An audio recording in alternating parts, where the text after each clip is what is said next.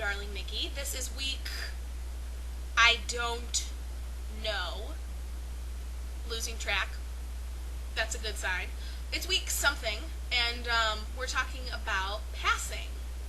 Um, yeah, okay, passing. So, what does it mean to pass? I think passing means when a trans person passes as their actual gender, um, whether in public, with strangers, whoever, and they are read as their actual gender and not their chromosomal sex. How important is passing to your partner? It's important, but not as important as I think it is to other people. My ex was obsessed with passing, and if he didn't pass, he would be devastated like all day and like could not get over it. But like Gabe, he really likes to pass. It makes him feel really good, so it's important because it does, boost his self-esteem and makes him feel really good. But it's not the end of the world if he doesn't pass. It doesn't, devastate him for days on end. I think that he realizes that if he doesn't pass, it doesn't mean he's not male. It doesn't mean anything. So it's important, but it's not that important. How important is it to you, to me? It's kind of important to me. Not like super important, but it really kind of upsets me when somebody uses the wrong pronouns. That really irritates me. It bothers me more when it's somebody that Gabe has only known since he's been transitioning. So, like, if we have a friend that he's met during the time between when he came out and now, and that person messes up pronouns, it sort of irritates me because it's like, you've only known Gabe as Gabe, so there's really no reason for you to be mixed up or using the wrong pronouns.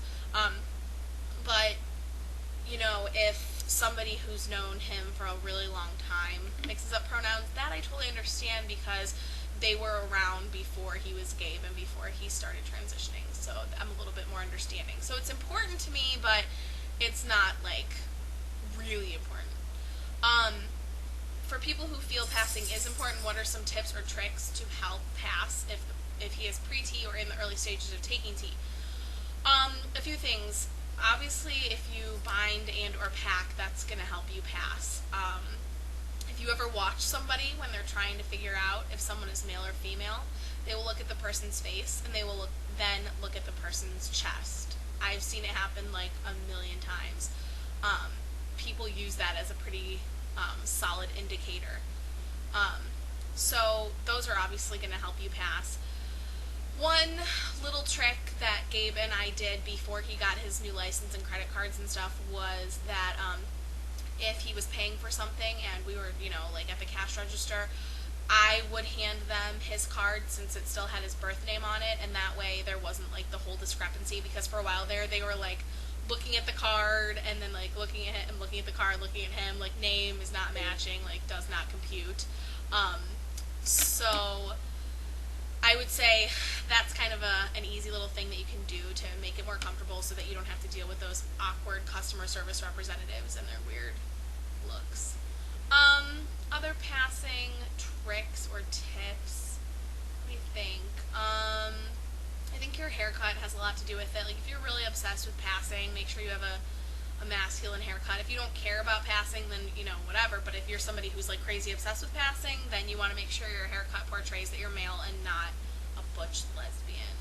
Because there's a thin line, and hair really matters. And obviously clothes. You want to dress, to portray your gender. I think a lot of trans guys are going for that, but still don't totally get it. Somebody that I know would wear really, really tight t-shirts, and if you have a sort of feminine figure or noticeable waist and hips and you're wearing a tight t-shirt, might not be the best idea. So make sure your clothes are fitting your gender. How does your partner feel when he does not pass? I kind of already talked about this. He is bummed for like a sec and is kind of like, oh, I'm not passing, but then we move on and he's over it basically. It's interesting because Gabe passes face to face, but doesn't always pass like on the phone, which is interesting because his voice to me seems like really really low. So it's kind of weird. I don't know. That's kind of an interesting thing. Most of the time it's the other way around. Guys will pass like on the phone, but they might not pass face to face. So I don't know. I guess it just depends. How does passing affect your partner's identity? Oh, it doesn't change his identity. Whether or not he passes doesn't change who he is. I mean, obviously. Oh, speaking of passing, when Gabe went to go get his new license, the person at the license bureau asked him if he was a hermaphrodite. Like, just pretty much out and asked that question. I mean, obviously they're totally misinformed and they don't know what that even means, probably, but what? You know? So people are interesting. One other thing I'll talk about on this week's topic kind of goes with this is the whole thing about pronouns, and I will say that when somebody messes up pronouns, that almost hurts more than him not passing. Like, that's almost worse. I think. I don't know. It's kind of the same thing, but not really. It's not really the same thing. And what's really interesting is that a lot of times it's not our straight friends that mess up pronouns. It's our queer friends that mess up the pronouns. So it's really interesting. You think that they would maybe like get it a little bit more, but I guess not. I don't know. So anyway, I guess that's all I have for this week. And yeah, we still have some open spots, of course. Trying to fill them.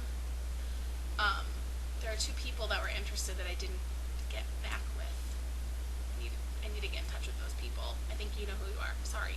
I'll get in touch with you. My life's been crazy lately, but anyway, so if you're interested, let us know. And that is all for this week. And I will see you all next week for another edition of Snappy Sundays with Darling Nickie.